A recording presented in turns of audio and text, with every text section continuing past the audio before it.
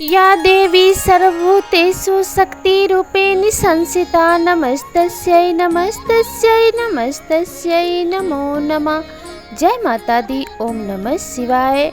नमस्कार दोस्तों, आप सभी को शारदीय नवरात्र की हार्दिक शुभकामनाएं।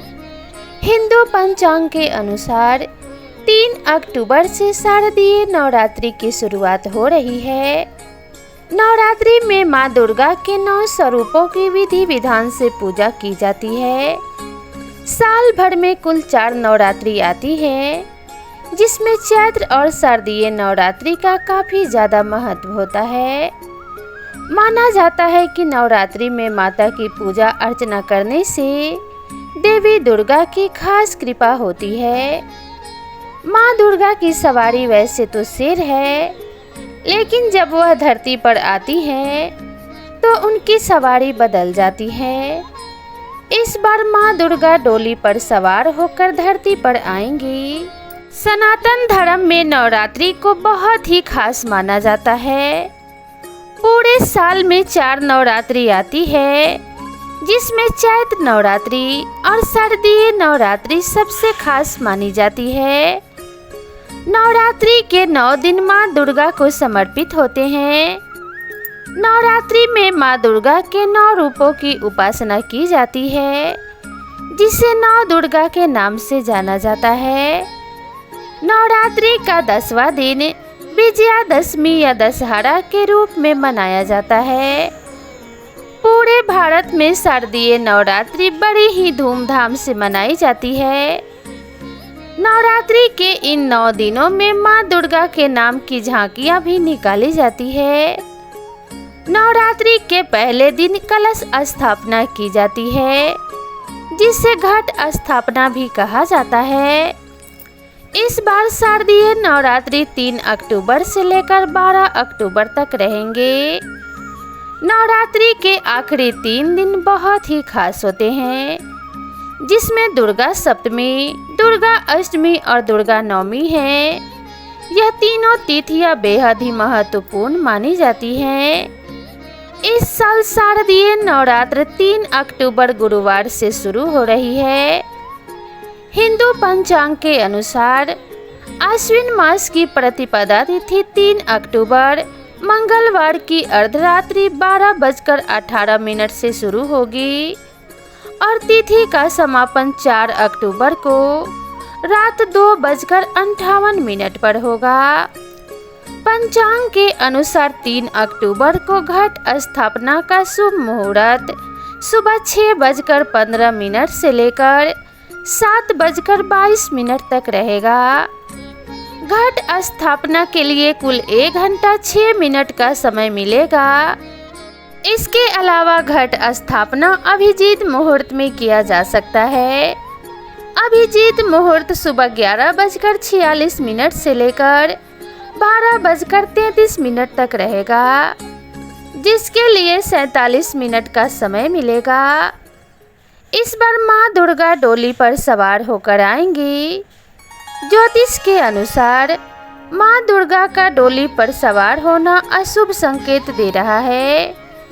यह प्राकृतिक आपदा, महामारी और देश में अस्थिरता का संकेत भी है।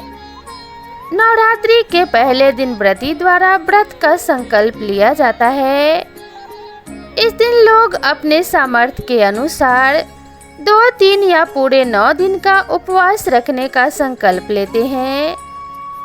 संकल्प लेने के बाद मिट्टी की वेदी में जौ बोया जाता है और इस वेदी को कलश पर स्थापित किया जाता है।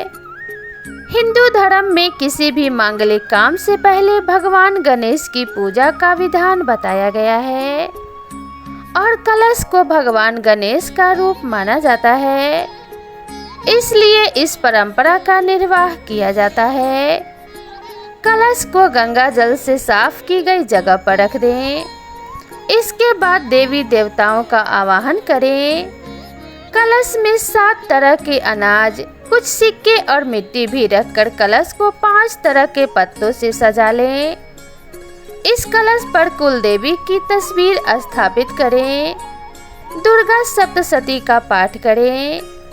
इस दौरान अखंड ज्योति अवश्य प्रज्वलित करें।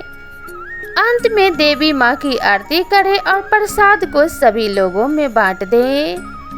ऐसा करने से आपकी पूजा का शुभ फल आपको प्राप्त होगा और माता दुर्गा की कृपा आप सभी के ऊपर सदैव बनी रहेगी।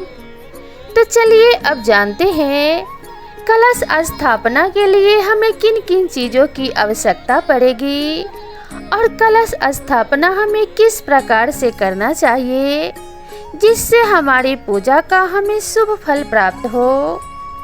कलश स्थापना के लिए आवश्यक सामग्री इस प्रकार से है। जौ बोने के लिए मिट्टी का पात्र, साफ मिट्टी, मिट्टी का एक छोटा घड़ा, कलश को ढकने के लिए मिट्टी का एक ढक्कन, गंगा जल, सुपारी, 1 या 2 रुपए का सिक्का, आम के पत्ते, अक्षत यानी कि कच्चे चावल, मौली यानी कि कलावा या रक्षा सूत्र, जौ, इत्र, फूल और फूल का माला, नारियल, लाल कपड़ा या फिर लाल चुन्नी, दुर्वा घास। तो चलिए अब जानते हैं कलश स्थापना की संपूर्ण विधि। नवरात्रि में कलश स्थापना देवी देवताओं के आवाहन से पूर्व की जाती है। कलश स्थापना करने से पूर्व आपको कलश को तैयार करना होगा, जिसकी संपूर्ण विधि इस प्रकार से है। सबसे पहले मिट्टी के बड़े पात्र में थोड़ी सी मिट्टी डालें और उसमें ज्वारे के बीज डाल दें। अब इस पात्र में दोबारा थोड़ी मिट्टी और डालें और फिर ऊपर से बीज डाल दें। उसके बाद सारी मिट्टी पात्र में डाल दें और फिर बीज डालकर थोड़ा सा जल डालें। ध्यान रहे इन बीजों को पात्र में इस तरह लगाएं कि उगने पर यह ऊपर की तरफ उगें, यानी बीजों को खड़ी अवस्था में लगाएं और ऊपर वाली लेयर में बीज अवश्य डालें। अब कलश और उस पात्र की गर्दन पर मौली बांध दें, साथ ही तिलक भी लगाएं। इसके बाद कलश में गंगा जल भर दें। इस जल में सुपारी, इत्र, दुर्वा घास, अक्षत और सिक्का भी डाल दें। अब इस कलश के किनारों पर 5 अशोक के पत्ते रखें और कलश को ढक्कन से ढक दें। अब एक नारियल लें और उसे लाल कपड़े या लाल चुन्नी में लपेट लें। चुन्नी के साथ इसमें कुछ पैसे भी रखें।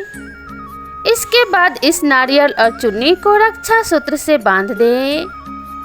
तीनों चीज़ों को तैयार करने के बाद सबसे पहले जमीन को अच्छे से साफ करके उस पर मिट्टी का जौ वाला पात्र रखें। उसके ऊपर मिट्टी का कलश रखें। फिर कलश के ढक्कन पर नारियल रख दें। आपकी कलश स्थापना संपूर्ण हो चुकी है। इसके बाद सभी देवी देवताओं का आवाहन करके विधिवत नवरात्रि का पूजन करें। इस कलश को आपको 9 दिनों तक मंदिर में ही रहने देना होगा। बस ध्यान रखें सुबह शाम आवश्यकता के अनुसार पानी डालते रहें। इस प्रकार से आपके ज्वारे बहुत ही अच्छे उगेंगे और माता रानी प्रसन्न होंगी। ऐसा माना जाता है कि ज्वारे जितने अच्छे उगते हैं उतनी ही पूजा सफल मानी जाती है और उतना ही अधिक आपको माता रानी का आशीर्वाद प्राप्त होता है, क्योंकि ज्वारे को पूजा की सफलता का प्रतीक माना जाता है। तो आप ध्यान रखें कि आपके ज्वारे बहुत ही अच्छे उगे। मैं माता रानी से प्रार्थना करती हूँ कि आप सभी की पूजा निर्विघ्न सफल हो और आप सभी को माता रानी का आशीर्वाद प्राप्त हो।